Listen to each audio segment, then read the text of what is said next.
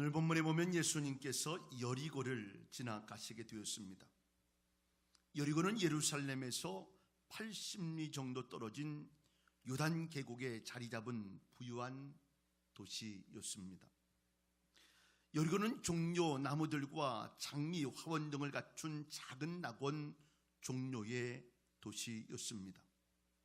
헤롯 대왕과 그의 아들 아켈라오는 여리고를 더욱 아름답게 꾸미고 웅장한 거울 궁전을 세우고 극장과 경기장도 세웠습니다. 유대의 역사가였던 요세푸스는 이 도성을 가리켜서 신성한 영역이다라고 표현했습니다.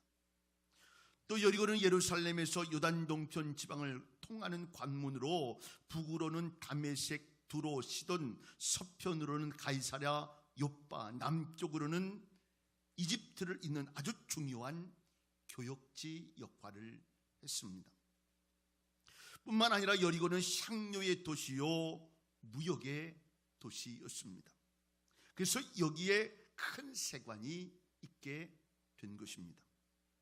예수님께서 여리고를 지나 예루살렘으로 올라가시면서 삭개오를 만나 주셨고 그의 삶에 영적인 눈을 뜨게 하시는 놀라운 사건을 오늘 우리는 함께 나누려 합니다. 이 삭개오라고 하는 이름은요, 순결이라는 뜻, 정의라고 하는 뜻을 가지고 있습니다. 아마 부모님은 그를 정결하게, 순결하게, 깨끗하게 크고 정의로운 사람이 되거라 라고 하는 의미로 삭개오라는 이름을 준 것 같아요. 그런데 그는 커서 악명 높은 세리장이 되고 맙니다. 당시에 이 세리장은요, 주로 로마 사람들이 하곤 했어요. 그런데 삭개오는 유대인으로서 가장 중요한 지역인 여리고 세무소의 소장이 되었다는 것을 보면 대단한 일이에요. 당시 세무소장들은 세금 청부업자들이었습니다. 로마에서 세금 청부업자들에게 세금 경매를 붙였습니다. 그리고 그 중에서 가장 세금을 많이 내겠다고 하는 세금 청부업자에게 세금을 징수하는 권한을 하청을 주는 거예요. 그러면 그런 세무소를 차리고 그 지역의 세무소 소장이 됩니다. 그리고 많은 세리들을 고용해서 세금을 거두어 드리는 거예요. 백성들에게 정한 세를 거두어 로마에 바치고 정한 세금 외에 무거운 세금을 거두어서 자신들의 배를 채웠습니다. 당시 유대인들은 수입의 30% 정도를 세금으로 빼앗다고 하니까 이게 얼마나 큰 금액이에요. 100만 원 하면 33만 원 정도를 세금으로 뺀 거예요. 큰 돈이죠. 그래서 이들은 면허를 가진 강도라는 별명을 가졌습니다. 또 삭개오는 부자였다고 소개하고 있습니다. 유대인으로서 세리장이었을 뿐만 아니라 큰 부자였다는 거예요. 적어도 유대인으로서 세리장이 되려면 동족을 완전히 등져야 해요. 또 로마로부터 신임도 받아야 합니다. 그는 식민지의 가난한 백성으로 태어나 가난에 한이 맺혔는지 모르겠어요. 돈을 벌어야 되겠다고 생각했던 것 같아요. 그러니까 민족이고 뭐고 신앙이고 뭐고 모든 것을 다 외면한 거예요. 그는 세리가 되기 위하여 열심히 헬라어도 로마어도 이집트어도 배웠을 것입니다. 또 여러 가지 공부도 열심히 했을 겁니다. 이렇게 공부를 해서 로마로부터의 시험도 합격했을 거예요. 또 이러기까지 로마에 가서 로비 활동도 하지 않았겠나 생각이 됩니다. 그래서 많은 세리들을 물리치고 아주 몫이 좋은 여리고의 세무소 소장이 된 것입니다. 그는 마음이 약해서는 동족들에게 무거운 세금을 거둘 수 없다는 것을 알기에 마음의 철판을 깔았어요. 암만 몰수하고 돈을 거둬들여 큰 부자가 됩니다. 그동안 악착같이 하여 돈을 많이 벌었습니다. 그래서 부자가 됐어요. 그런데 이 세무소장이요 큰 부자인 삭개오가 지금 누구를 보고자 하는 겁니까? 오늘 3절의 말씀 보니까 그가 예수께서 어떠한 사람인가 보고자 하되 라고 이야기합니다. 예수님을 알고 싶은 마음이 생겼어요. 아니 부자, 아니 권력이 있고 그 정도 되면 뭐 예수는 필요하지 않을 것 같은데 지금 예수님 앞에 관심을 갖기 시작해. 왜 그랬을까 하는 거예요. 그는 식민지 통치하에서 일단 성공한 사람입니다. 원하던 권력도 부도 얻었습니다. 여러 가지 불리한 조건들을 물리치고 그는 성공을 했습니다. 치열한 경쟁의 사회에서 그는 남보다 열심히 노력해서 정상에 올랐습니다. 그는 공부도 많이 해서 어느 정도 학식도 갖췄습니다. 그는 생각하기를 권력을 가지고 부를 얻으면 행복할 줄 알았어요. 근데 이게 웬일이에요? 행복하지 않아요. 누가 자기를 그래도 알아주고 있는 것에 대한 대우도 해줄 줄 알았는데, 존경은 둘째치고라도 그렇게 내가 있다는 것 그렇게 좀 인정해주고 그럴 거라고 생각했는데 이게 웬일이요? 그렇지 않았어요. 얻고자 하는 모든 것을 얻었는데 행복하지 않아요. 존경은커녕 오히려 동족들로부터 멸시를 당합니다. 유대 동족들은 세리들을 매국노와 같이 멸시하고 상종도 해주지 않았어요. 그래서 뭐라고 표현해요? 죄인 중에 죄인으로 취급했어요. 자식들 어떻게든 내가 남 못지않게 키운다고 키워놨어요. 그런데 이거 웬일이에요? 결혼시키려고 하니까 세리 자식이라고 어느 누구도 오질 않네.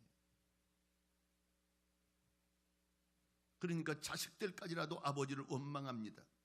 로마에서는 세금 위에 적게 거치지 않고 난리를 치고 있습니다. 그래서 대수가 보통이 아니에요. 그는 유대 사회에서 멸시를 당하고 소외되고, 로마로부터는 유대인이라고 멸시를 당하고, 자식들로부터도 원망을 듣습니다.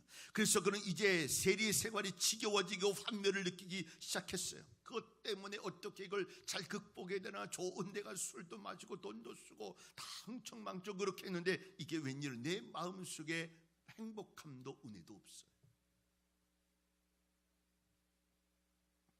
그러던 어느 날 삭개오는 예수님에 관한 소식을 들었어요.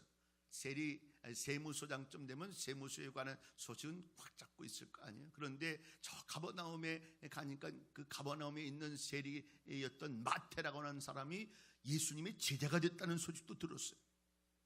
또 예수님의 소식을 가만히 듣고 있다 보니까 세리와 죄인들에게 깊은 관심이 있다는 소식을 들었어요. 그러니까 나도 세리인데 그런 관심을 갖고 있는 분이 있다는 소식을 듣으니까 마음에 자꾸 관심이 가기 시작해요.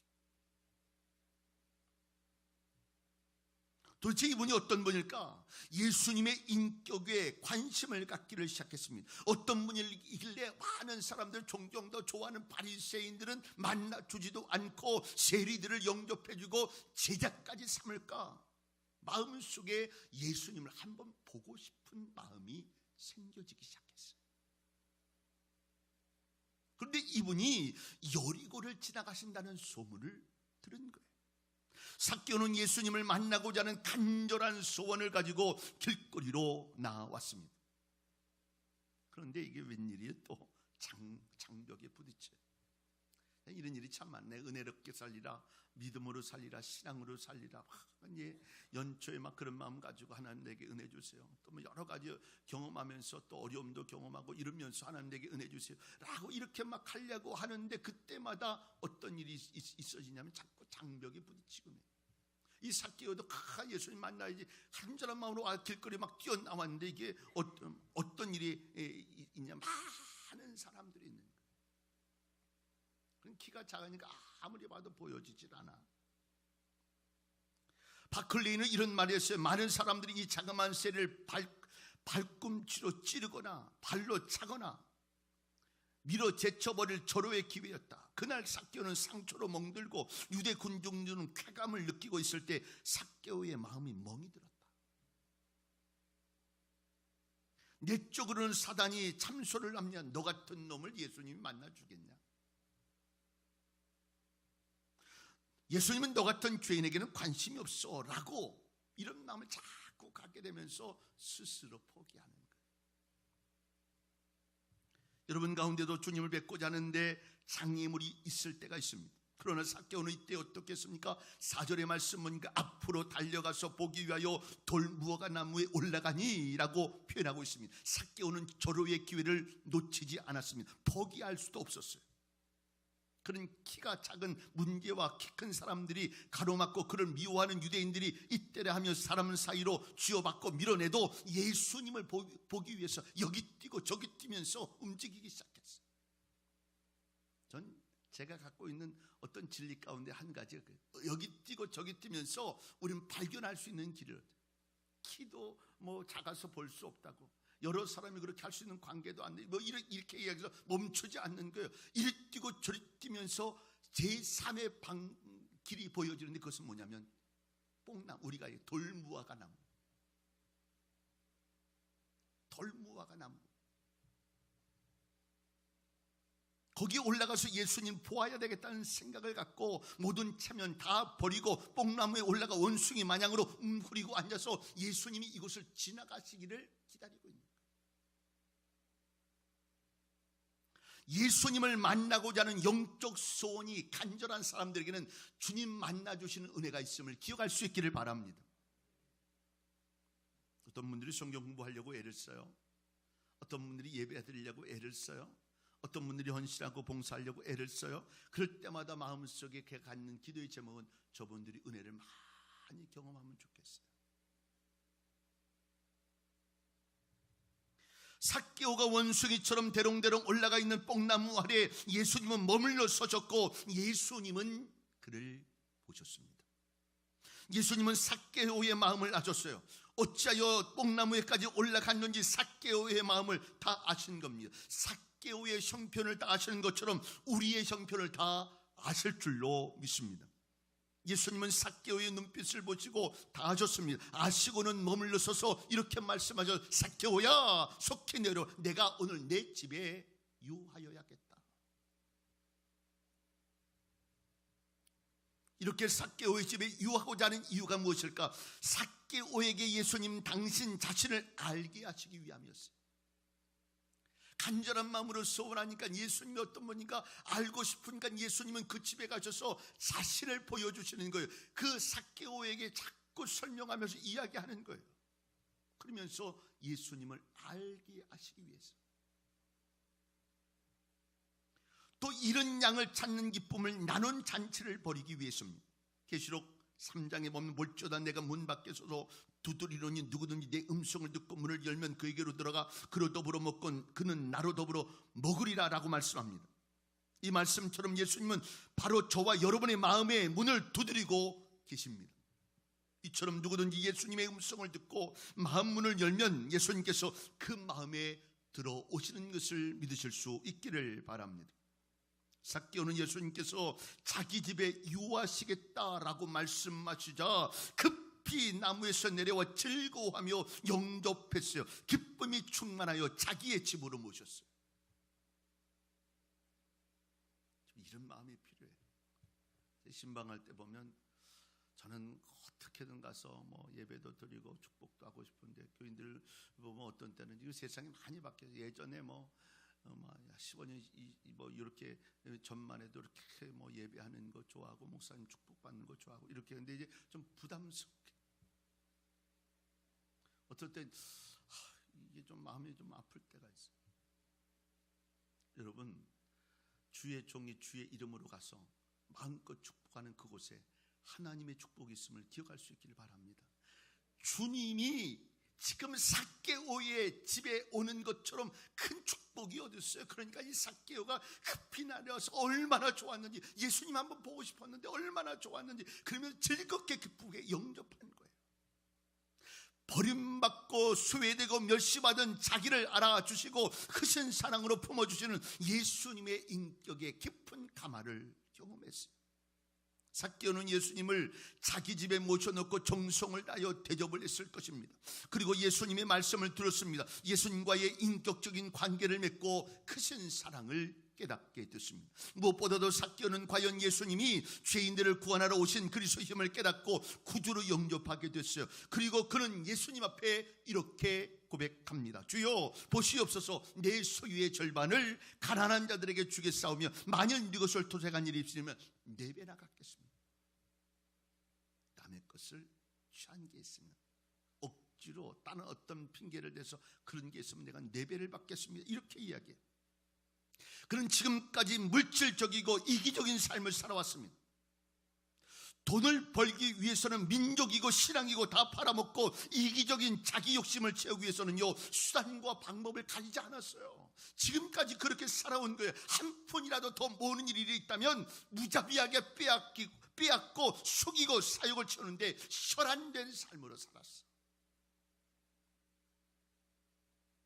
그런데 이제 자기의 소유의 절반을 가난한 사람들에게 줄 것이고 네 것을 속여 빼앗은 것이 있으면 4배나 갚겠다고 스스로 이야기하는 거예요. 삭개오는 예수님을 만나고요, 율법이 요구하는 것보다 훨씬 더 배상하기로 했어요.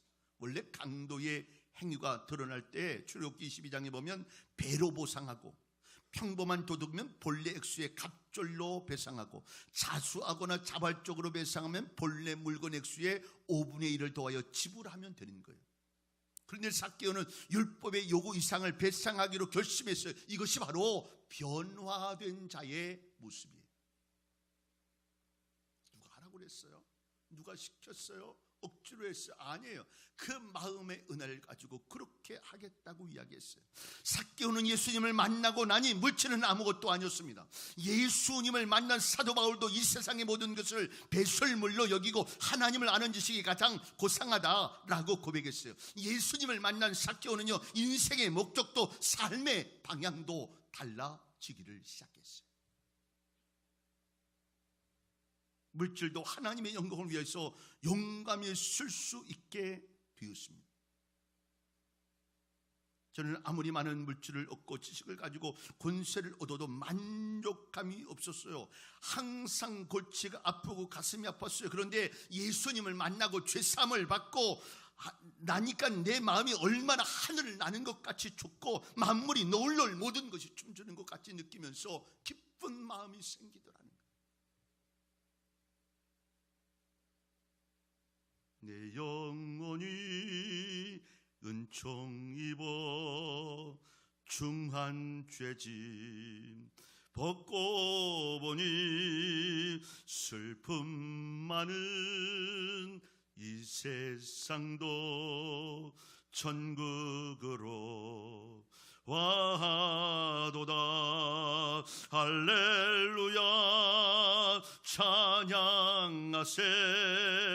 내 모든 죄 사함받고 주 예수와 동행하니 그 어디나 하늘나라. 죄사함을 받고 나니까, 하나님의 은혜를 경험하고 나니까 내가 지금 주님과 함께하는 이 삶이 이 땅의 가장 행복이고 은혜인 것을 내 마음속에 간직하며 살게 됐다는 얘기예요. 주님이 함께 계신 그곳은 천국이 될 줄로 믿습니다. 삭개오는 예수님 앞에서 회개와 결단을 했습니다. 자기의 재산을 가난한 자들에게 나누어 주고 도색한 것도 갚겠다고 결단을 했습니다. 사랑하는 여러분, 주님 앞에 선 삭개오와 같이 하나님 앞에서 이렇게 결단하는 믿음의 사람들 될 수 있기를 바랍니다. 예수님은 회개한 삭개오에게 뭐라고 말씀하셔요? 오늘 구원이 이 집에 이르렀은 이 사람도 아브라함의 자손이로다. 예수님은 오늘 이 집에 구원이 이르렀다라고 이야기합니다. 삭개오는 지금까지 이 집의 불행의 근원인지 모르겠어요. 그런데 이제부터는 너를 통하여 구원이 이루고 축복이 될 것이라고 선포하시는 거예요. 삭개오는 지금까지 유대인으로 태어났지만 아무도 그를 아브라함의 자손이라고 인정해 주지 않았어요. 오히려 그를 이방인보다 더욱 멸시했어요. 그런데 이제 예수님이 아브라함의 자손이라고 말씀하시는 거예요. 회개하고 돌아오는 삭개오를 당자를 품에 안고 기뻐하는 아버지와 같이 삭개오를 기뻐하시고 사제의 선언과 아브라함의 자손임을 선언하고 계시는 거예요.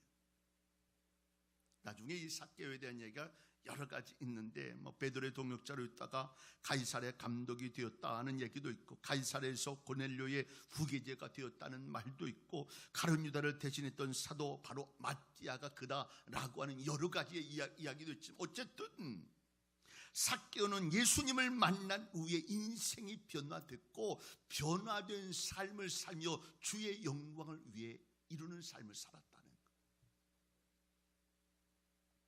오늘 저와 여러분의 삶이 이런 은혜가 있기를 주의 이름으로 축원합니다. 주님 만나면 변합니다. 주님 만나면 놀라운 역사로 세상을 바라보는 모습이 달라져요. 오늘도 주님 만나는 축복이 꼭 있기를 주의 이름으로 축복합니다. 말씀을 정리하면 오늘 삭개오가 예수님을 만나고자 하는 간절한 소망, 예수님을 뵙고자 하는 열망이 여러분의 것이 될 수 있기를 바랍니다. 이 삭개오의 결단이 여러분의 결단이 되어져서 삭개오의 변화가 내 삶의 변화처럼 놀라운 변화의 역사를 가지고 주를 위해 멋지게 쓰임받는 하나님의 사람들 다 될 수 있기를 주의 이름으로 축원합니다. 기도하겠습니다.